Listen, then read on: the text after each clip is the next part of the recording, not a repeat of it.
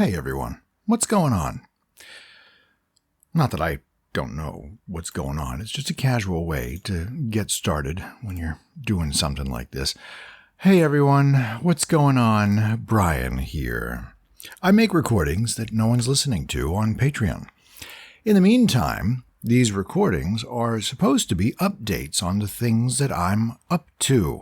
And let's see if this Peace Galley here. Oh, my name is Peace Galley on Patreon. So you might also encounter some of the same problem. I'm using an older version of Audacity. It is whatever you just saw, 342. Yes, 342. I don't mind new or old version.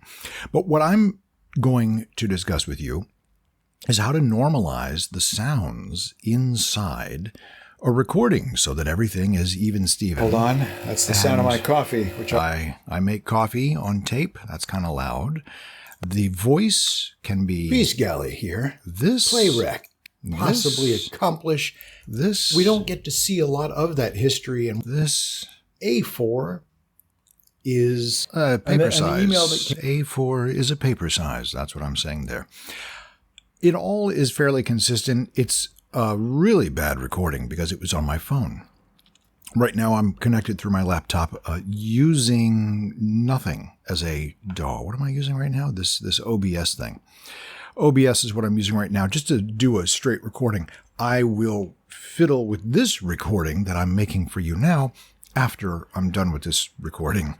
But an example like this is bringing it in from the cell phone, and it's fairly consistent. I like not the default view, but the logarithmic decibel view. How do you change that? In Preferences, you can change that with tracks, default, waveform, scale, and it's ships with this as the default. I prefer this as my default. So if you want to change yours, you should. Control 2 will give you the view of everything like this. I've created a shortcut key for amplify, even though it was used with the cell phone and I don't move the cell phone around and there was really not a whole bunch of background noise. It's only 0.4 decibels from being a peak of 0 decibels, but that doesn't seem quite right because I look right here and boy, that's a spike. I'll bet there are other spikes, and I've created another shortcut for click removal, which can be found here. Click removal. It's just so easy that I made a shortcut for it. If I apply this, it goes through the entire recording, and using the parameters, it cuts down little clicks for the letters T and P and maybe the hiss of an S. And if I go back and try to amplify, I'll find almost another decibel. So some of those spikes were so high that they misled me into thinking I was now way up high. I wonder if this has, why isn't that gone, right? We do this again, hit apply. And it doesn't feel that is a click. I could raise this whole thing by 1 decibel and find, oh, come on, do it, do it, do it, do it, do it. Allow clipping, do it. Okay. Control F to see the entire project. I was hoping that I would get a little red note around here so we could really see where the clipping was occurring. It used to be with an older version of Audacity, the clipping had a red clipping alarm. Under View, you will find Show Clipping in Waveform, and with our +1 over 0, it allows for clipping in these spaces right here. So those could be given extra attention, but what I will do is knock this back down. Continue knocking it back down there until we're back pretty much where we started here. So instead of doing that, where I go and pick through the areas of clipping, wouldn't it be nicer if I could moderate the high points all across and kind of bring them down? I had done a little bit of that with click removal, but I could do that to a greater effect with something called limiter.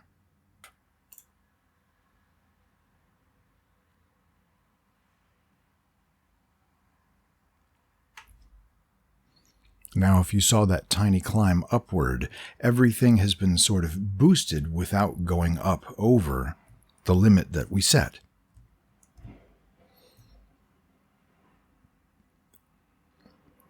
And there's also a maximum amplification now that's -3 decibels, which is something that I had set. I took a chance because I went from 0 decibels as the maximum to -3 decibels. And so I might have some peculiar audio in here. I feel this way and I feel that way about the voice that I want to do and another voice that I want to do and what it could possibly... All right, that sounds like cell phone audio to me. Now, the low parts, we know that the maximum is -3 decibels. Let's find something. Here's a loud part. What is that? That is -3.6. So that's already pretty loud. And then here's something, while it's not greatly smaller, it's nearly -10 decibels. So your question could be, how do I raise this one, but leave this one? So how do I just gently lift the lows? Well, let's run a click removal one more time. I don't expect it's going to find anything. Oh, if it does, good for it. You almost can't do that too much, but who knows? There are 3 ways to do this. There's the graphic equalizer, which is something that I had set for a different project where I had to work with the high range. And if this is something that you don't feel like messing with, you can make it even easier with the filter curve, EQ. If it seems like I'm halfway through something, it's because I recorded this yesterday and then had to quick go do parent duties. One of the kids fell and hit their head, so I had to stop what I was doing. But if there's a break in continuity here, where it seems like I know something ahead of time that I shouldn't know, it's because I've been through a few parts of this already. This is the default for filter curve EQ. It bottoms out around 60 hertz, and you can see that it has no effect on any sound that occurs 100 hertz or faster. The sounds that are lower than 100 hertz, like sometimes the end of my voice or the breath, get turned down. They get made quiet. So this can remove the rumbling on your desk or the sound of trucks or something outside.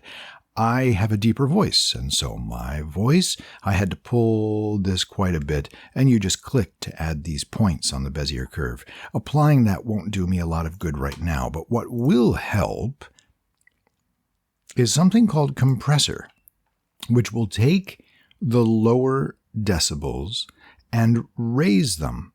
And then when the decibels get just a little bit higher, towards -3, it will stop increasing the volume.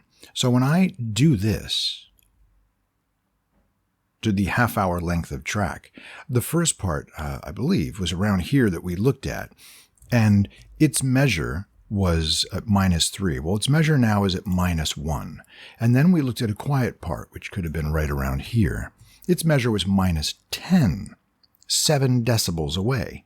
Now its measure is -2.6, so it's only 1.6 decibels away. I could knock the whole thing down again, because one of the settings for audiobooks is to have a peak of -3, so I kind of have a tendency to do that just out of habit.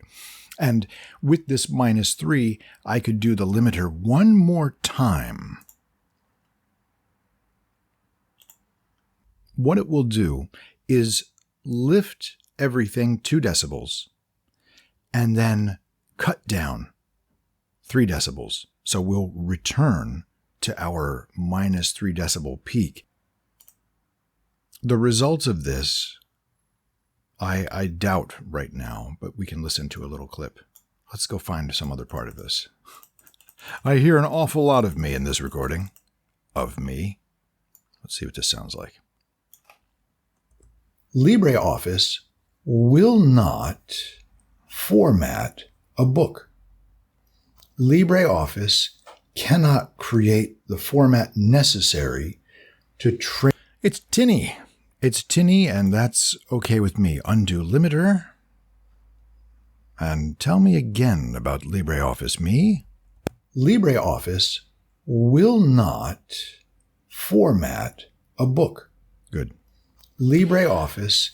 I prefer that without the extra limiter, which was my suspicion in the first place. I didn't leave a large gap of silence here, and the coffee is ridiculous, but here's what silence sounds like. Not awful. Not awful. I can analyze this and find kind of the basic sound. It's kind of noisy.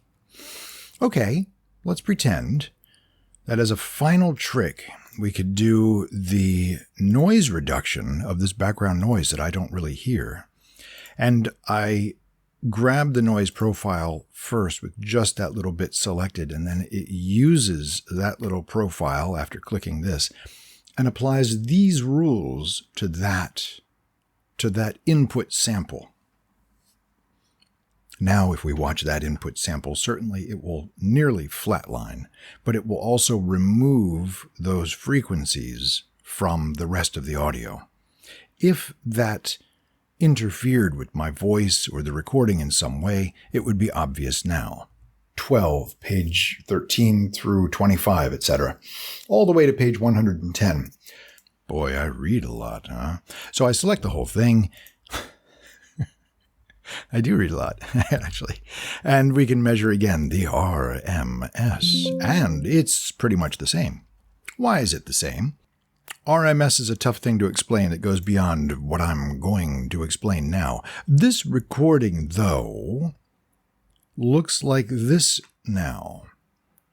It looks almost shaved up on top. I don't like it when it's too shaved, but this is a cell phone recording, so there's only so much fidelity and information that I could manipulate. I want to tell you more about cleaning information up. But one thing that I can guarantee, I'll do that in another video, one thing I can guarantee is that when people listen to this, it has a continuity in levels so that whether it's desktop audio or their laptop or their headphones or some wireless device they're using to listen, it will remain constant. The third half. Yeah. Math is not my strong suit. The third half. I might have to go back and listen to all of that again. I don't like these. Why can't I get here? Clear the loop. Thank you. I didn't have to do that before, and now I have to do that all the time. I mentioned hotkeys. Want a hotkey? I'll show you how to do hotkeys. Look under Preferences and Shortcuts. You could keybind or hotkey by name, tree, or key. And if you wanted to do amplify, which I do, you would begin typing amplify. Here it shows amplify. This would be clear and available. You'd put your mouse here and then push the buttons and set it. And that's exactly all you need to do. You do have to know the name that you want, and so I also do click removal, and I also do fade in and fade out, because those didn't come all by themselves. And what I think is really cool is that the key binding hotkey shortcut is listed here if it's available. The noise reduction is not Control-R. Repeat is Control-R. So if I had done something else like select it, effect, bass and treble, apply, now Control-R repeats bass and treble. If I select undo bass and treble, repeat still has bass and treble because it was the last effect. It doesn't really care if that effect is in effect or not. That's all I think we're going to do today. Let me pull in the original so we can see what that looks like. I wonder if it's going to explode right now. I can't pull in the original. This is the original. What's going on? Okay. Oh man, that's so different. I'll click around 15 minutes here. Control 2 will get you to sort of its default zoom. Shift mouse wheel will scroll you across your timeline. It doesn't look so flat anymore, does it? Here we have minus 5.17 for the loudest noise, and here we have minus 10.8. Interesting, isn't it? Hard to see with the naked eye, so do trust machines. I urge you. Trust all the machines. They told me to tell you that. All right. Make some good noise, will you? Some art, some voice, some whatever you got. My name's Brian. I will talk to you later.